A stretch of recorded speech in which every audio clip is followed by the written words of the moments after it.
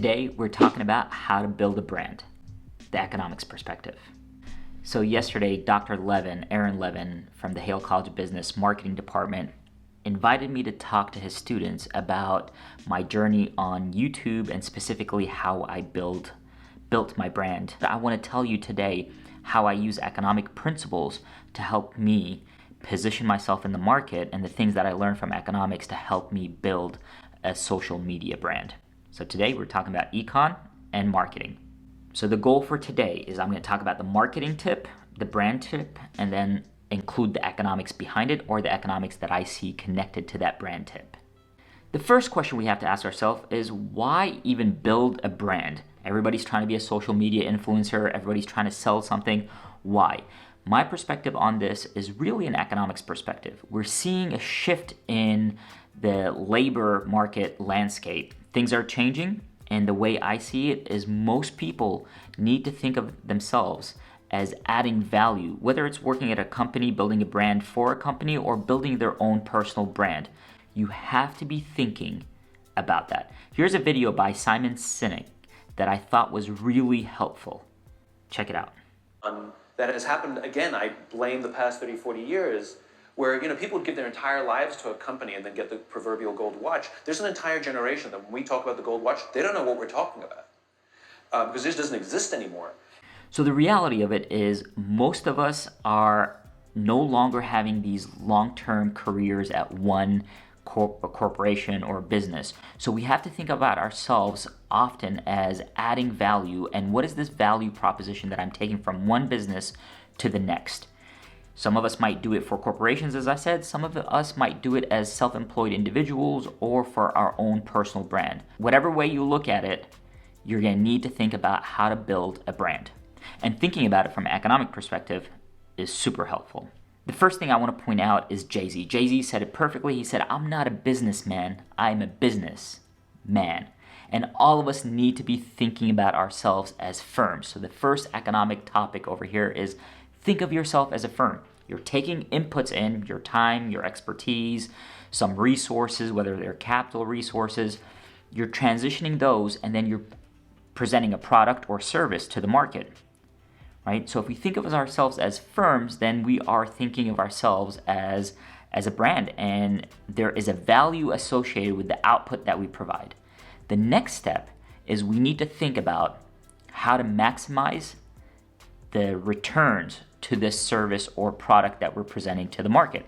And here, it's really important for us to think about market structures. If you're in economics, you know that if you're in perfectly competitive markets, you cannot really extract any profits or get high returns from the market. So what that means to be in a perfectly competitive market is if you look like everybody else, then you're going to be treated like everybody else. So you have to differentiate yourself or your business or your firm, whatever it is, has to look different, and you have to communicate that difference effectively. And that's the only way for you to be able to extract profits, gain market attention, and have higher returns for your time and your expertise. So think product differentiation. The question that I get from students often is, I'm still in college, I don't have the expertise, what am I going to talk about and how am I going to differentiate myself? Well, you need to start thinking about differentiate yourself as early as possible. A lot of you in college do this through joining clubs, doing research projects. You're taking all of these extracurricular activities. So the best way really to differentiate yourself in the market is to think of yourself as a thought leader. And the best way to think of yourself as a thought leader or send that signal to the market is to share your journey. There is one thing that you're always an expert in. And the thing that you're an expert in is your own personal journey. So own it, let it be the differentiating factor, and tell the world about it. And that's really what I do on social media. I share my lens, things that I'm doing, things that I'm learning.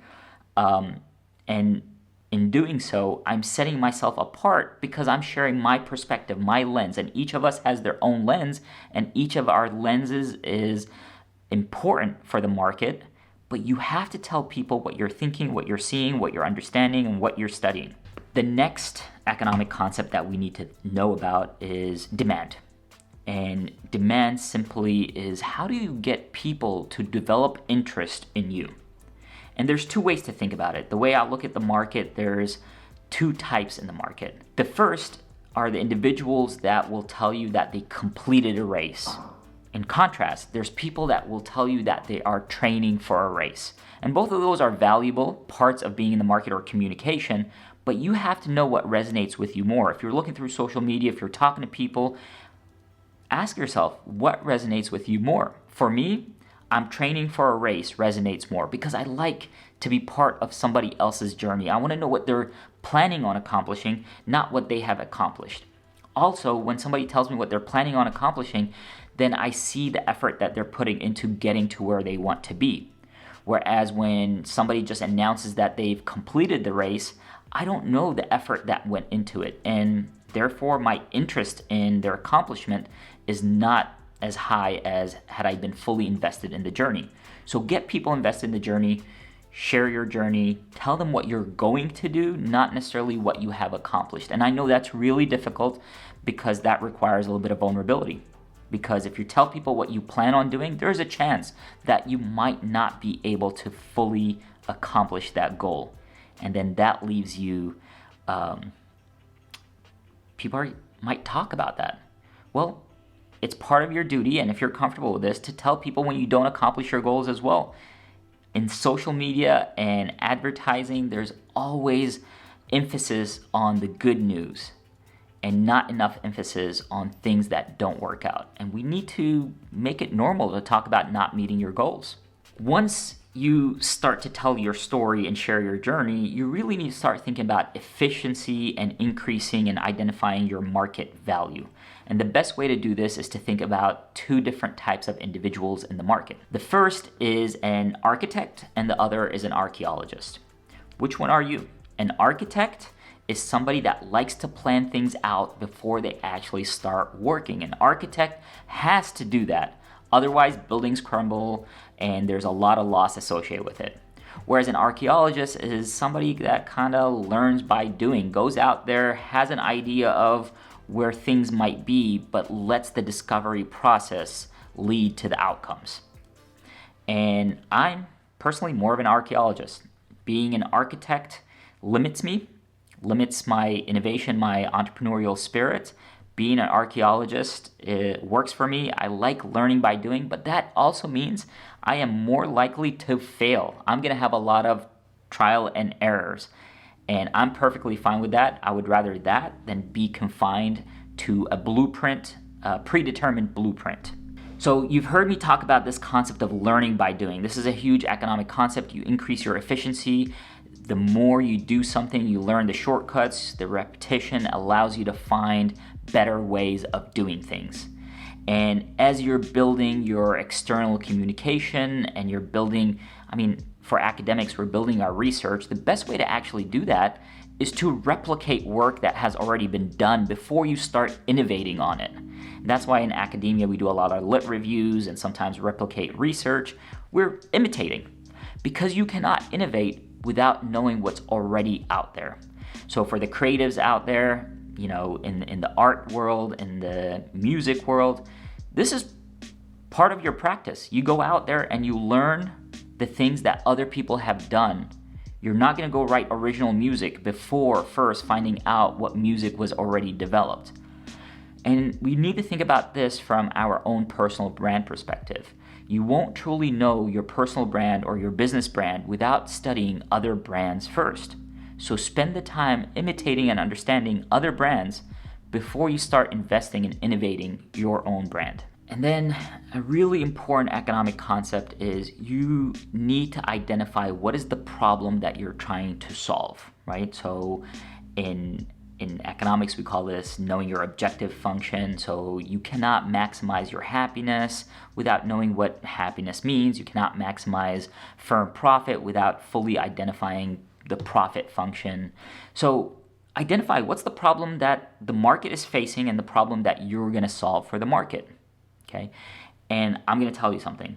There's no new problems. All the problems already exist, but there's new ways of solving those problems. Or as the market changes, there's slight adjustments to what the problem might be. So this is what I like to think of as there are no unique messages. There are only unique messengers. And I truly believe this. In economics, economics is all the same. I don't care who's teaching it, it's all the same, right? Especially at the principal level courses. However, I'm a unique messenger. I'm going to do it my way, right? So, this whole channel is about how to communicate complex economic concepts in digestible ways. Well, to do that, I have to find my way of doing it. I'm the unique messenger, and you're a unique messenger. You have to find your own voice. So on social media, there's a lot of places. You could be on Facebook, LinkedIn, Twitter, Instagram, YouTube. Those are the ones that I'm on. I'm trying to dabble with TikTok. Not doing a really good job over there. If you have tips on TikTok, drop them in the comments because I could use all the help.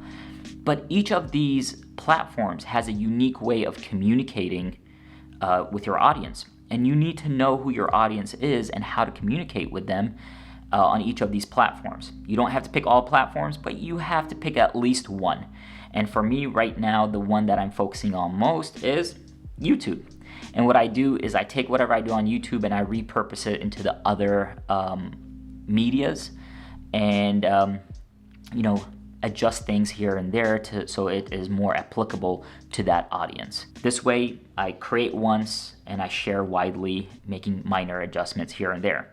So you don't have to be on all social media platforms. Be on the ones that you like, the ones that you enjoy, or in other words, in economics, you could specialize. Specialization will make you more efficient and focus on building your audience there. So I have 2 books to recommend before you leave. The first is Show Your Work, and the next one is Steal Like an Artist. If you're a creative, content developer, or academic that's trying to think of different ways of positioning your work, I highly recommend these 2 books.